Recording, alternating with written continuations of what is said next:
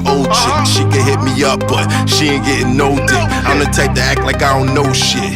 Let them think they getting over, then I rearrange the whole script. Oh shit, back up on my focus for more chips. Came up with the Scarface, now with the sauces. I don't fuck with now that we're in this internet era and YouTube and everything, there are like 1 million producers all over YouTube posting up their beats.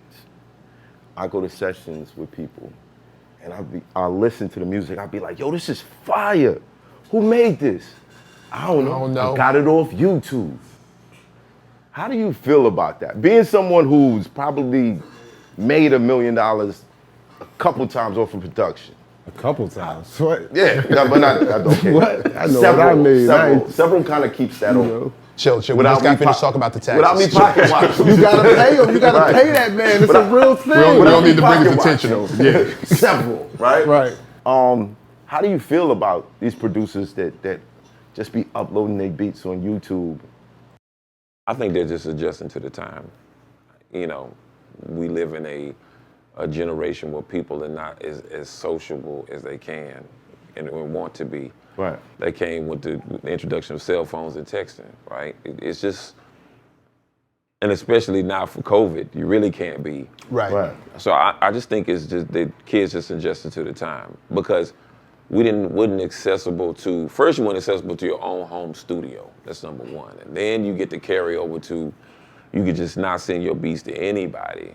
If you hit somebody in the DM and they answer, it's like, oh shit, hit beat. Right. So it's just adjustment to the time for me. The only thing I think that they miss out on, and they tell me all the time they miss out on, is the fact that they really want to learn how to produce. And you can only learn how to produce by being with the artist or guiding the artist through the record. Right. That's the part I think they miss out on the most. And that's not coming from me. That's coming from the young kids. Like, man, after a while you get beats, you get money or whatever. But like my man said, it's not. You want to master the art first. And the best way you master being a producer is if you sit down in the session you're able to quarterback the session.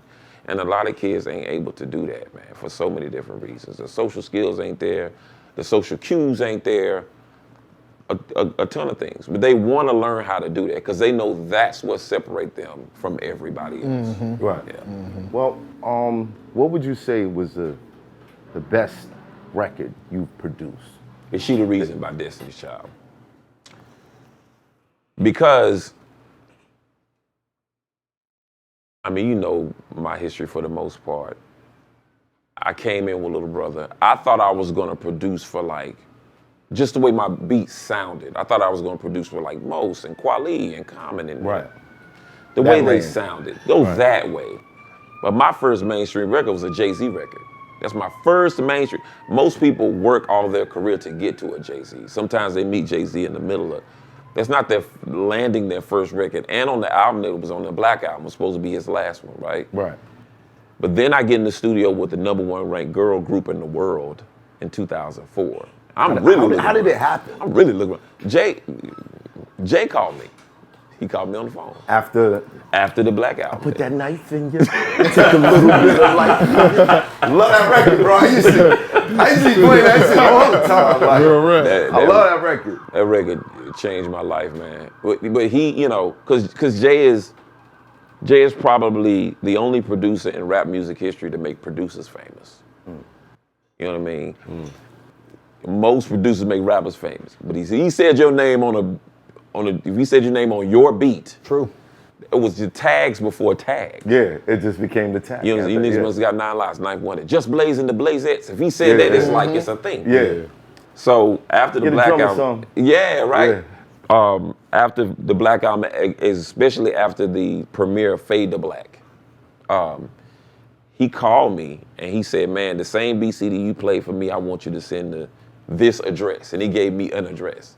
I'm like, "What's the address?" He said, "Just send it to this address." And I was like, "Who is it?" He's like, "It's Destiny's Child. I want you to send the same beats to Destiny's Child." And I did it. So I sent it to them. Did you understand at that moment? Did you scratch your head and be like, I was like, how come? Okay, dog. Like, and I just sent it. You know what I mean? Yeah. But the reason why he asked for it because the night I played beats for Jay, Beyonce was in there anyway. She was there the night I played beats for Jay the first time. Right. So she heard everything I played for Jay. And so they were really going into the album thinking they wanted their sound to sound like the group, The Emotions, the R&B group, the old group. Dope. And I went to LA. They flew me out to LA. There was only a few of us that actually got to be in the studio with Destiny's Child, a few of us producers. And I flew to LA out there, and they said, you're gonna meet a writer at the airport. I said, okay. And they gave me the writer's number. We on the phone. He's like, yo, Knife, we're gonna do this, we're gonna do that, blah, blah, blah. And that writer was Sean Garrett. That was the writer. The Pen. The Pen. Yeah. And so we get to LA. He said, man, let's go to the mall. We go to the mall and we walk in the Foot Locker, and Usher's Yeah comes on the speaker. And he was like, yeah, that's a chick of mine. And I was like, yo, you wrote that? He was like, yeah. I said, damn, what else you working on? Right. He said, I just wrote a song for this girl from Atlanta. I wrote a song called Goodies. Sierra. Right. Crazy. So I'm like, all right. So we go to the studio, and the first record we did was A Sheet of Reason. And the single off that album, one of the singles off that album was Girl. Girl was my first single, right? And it was the first song I had a video for. No other song I had a video, right, was Girl, the Sex and the City type video. Right. That's the first song I had a video for. And it made the album, of course. I had 3 on that album. But it also made Destiny's #1s. It made the greatest hits. Wow. So I'm getting from both ways, right? But Is She the Reason is the one, because I think that's the one that kind of made me say, well, shit, I can produce for anybody. I'm just not just doing boom bap beats for like Jay and Little Brother and Merce and De La Soul. Now I can produce for anybody now. And she told me to look dead at me and say, I said, I'm going in the session thinking, Survivor, Bills, all those records. I can't do that. That's not my bag. Right. But she asked me. Were you nervous? As hell. And she told me, she said, I want you to do you. We got you here to do you. Right. So I want you to chop up your samples. That's what I want from you. And 3 records came out of that. Yeah. Word. Word.